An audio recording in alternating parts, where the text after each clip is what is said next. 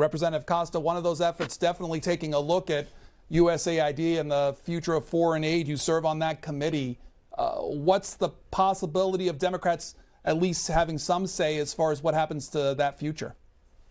Well, I hope we do. And I hope my Republican colleagues who I've worked with over the years, who I've traveled with in developing nations, who have applauded and supported USAID in terms of the smart power that it provides, in terms of the counterbalance to China and to Russia and other adversaries that we deal with, remember that the incredible work that they've done in Republican and Democratic administrations alike has put America's best foot forward. And not only that, it's supported a lot of American agriculture in terms of the products we grow that have been purchased by USAID and have been dealing with people who are food insecure.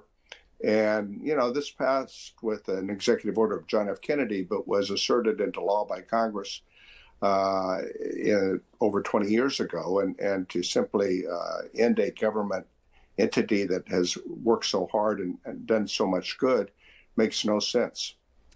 There's talk, at least the possibility of folding some of the aspects of USAID within the State Department. If that were to occur, could that be something that works in your opinion? Well, possibly. I mean, Secretary Rubio, when he was a former senator, I know, viewed firsthand the positive impacts of USAID and around the world. And it's not only in places that you might think of where in certain continents it's been very effective, like in PEPFAR that President Bush established during his term, but in places like Armenia. I have a significant Armenia community in California that I represent.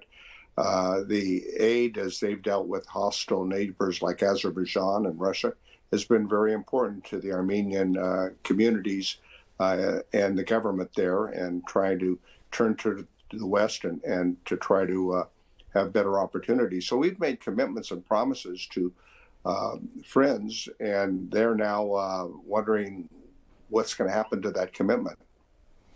Because of your work on the committee and how USAID works, if funds or if the program is frozen as we know it, what's the immediate effect? What's the short-term and long-term effects of those who get foreign aid across the world?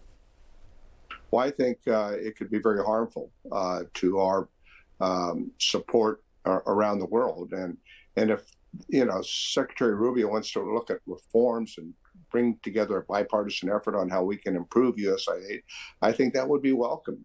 Certainly there's things that we can do that would improve it, and nobody wants to support efforts that are not efficient. But let's do it that way. And I hope that Secretary Rubio, understanding the good that has come from USAID, will do just that. Representative Costa, as of this morning, there's reporting, at least when it comes to those hostages that we're supposed to release in Gaza Saturday, that seems to be put on hold. The president commenting on it yesterday.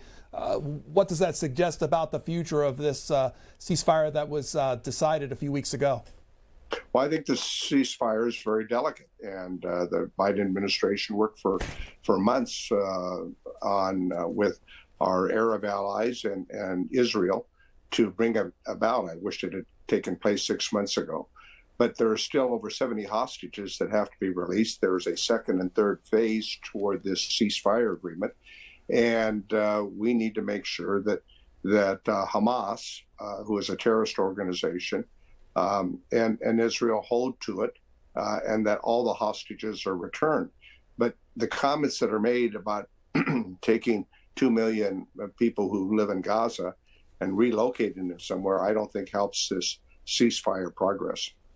Turning to other issues here in Washington, D.C., several Democrats across the House and the Senate expressing concern about the DOGE committee, their access to Treasury data. You have legislation fighting that. Specifically, what's your concern?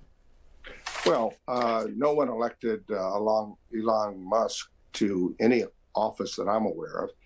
And his committees where these individuals are in there without the proper security clearance, I have great concern about.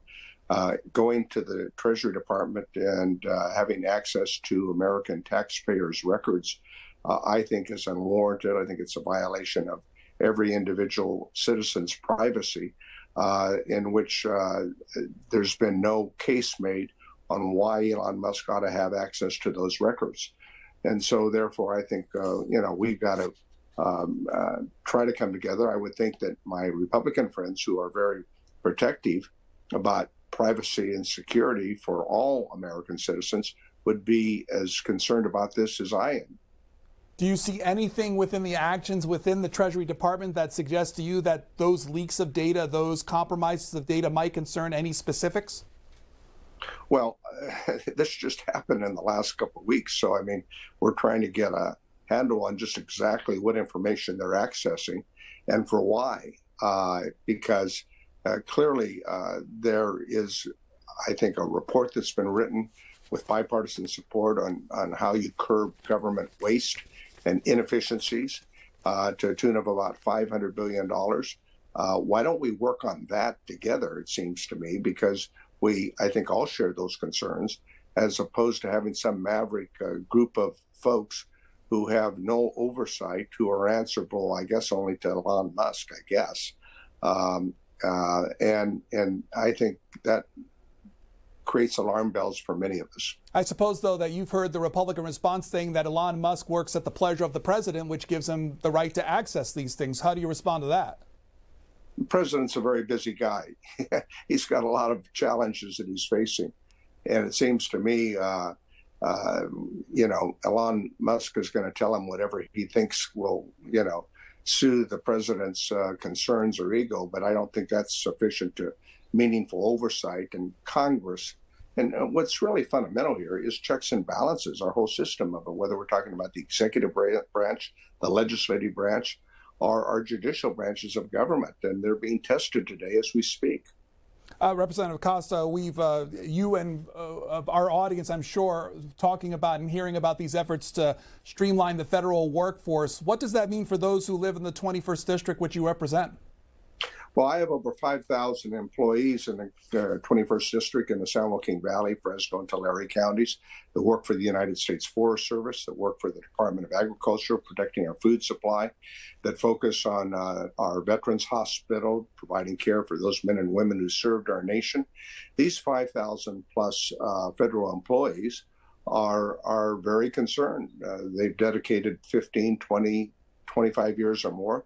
You have experience and you have expertise for the people who work at the Veterans Hospital, our Forest Service, the people who protect our food supply, and why we would do that without any sort of reflection or focus on how do we deal, again, with government efficiency, but at the same time, not to go into the core of this, of folks who have dedicated their lives to making sure that we have the best people working on our federal government that we possibly can.